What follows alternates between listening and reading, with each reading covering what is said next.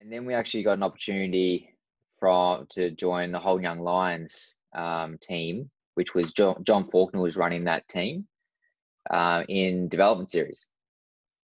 So at the time, we were all starry-eyed. We were like, "You're kidding, aren't you?" Like, Rick Kelly, Todd Kelly, all these guys that had come out of Whole Young Lions, they're going to be stars, And we absolutely got what's the word?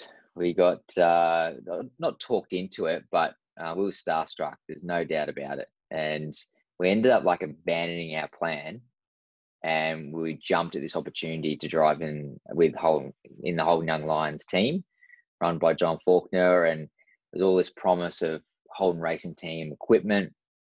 It was like a 2-year program we were going to do. I mean, that's where we wanted to end up. So it's like, okay, well, great, let's do it.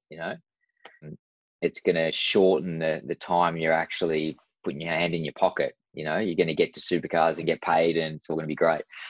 But unfortunately, that didn't really work out that well in the Holden Young Lions. It was nothing like we thought it was. And it was basically like John Faulkner had his equipment from when he was racing full-time, and he needed a home for that equipment. And we were just using all his old cars and equipment, and it was just like, I remember my first race, the thing just breaking down, and it was a shit show, really, to be honest. And from what we were promised, we were going to have HRT gear, and at the time HRT were the leading supercar team by a mile. So it was like, how good is this? One of our own is going to race for effectively under the factory banner. This is a dream come true.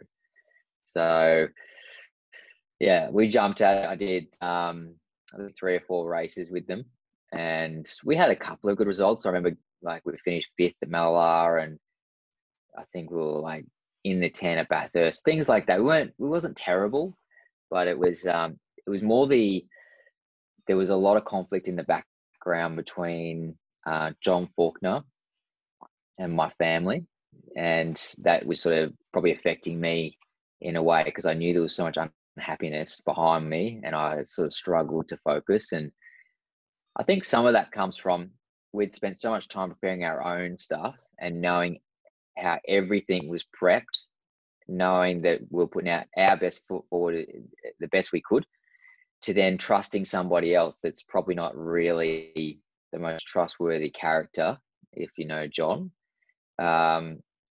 And yeah, we just basically didn't believe that we were getting equipment that was up to scratch, really.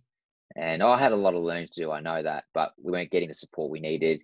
There was certainly no HRT cars coming our way. It was just basically, I don't like to use the word lies, but it was, the truth wasn't as transparent, I guess. Like it was just all a bit of rubbish chat. So anyway, that finished up that year. And then the following year, we decided to join Marty Brandt's team, independent race cars. And he had an ex-Larry Perkins car. And I think Mark Porter had raced it the year before when I joined the team. And then the year before that, Dumbrell had actually won the championship in that car. So he ran a really good show, Marty, and still does today. So yeah, we joined those guys, and it was a very different vibe. We went testing. Marty actually was trying to help me as a racing driver. He sort of knew he was tough, but I felt like he was pretty fair as well.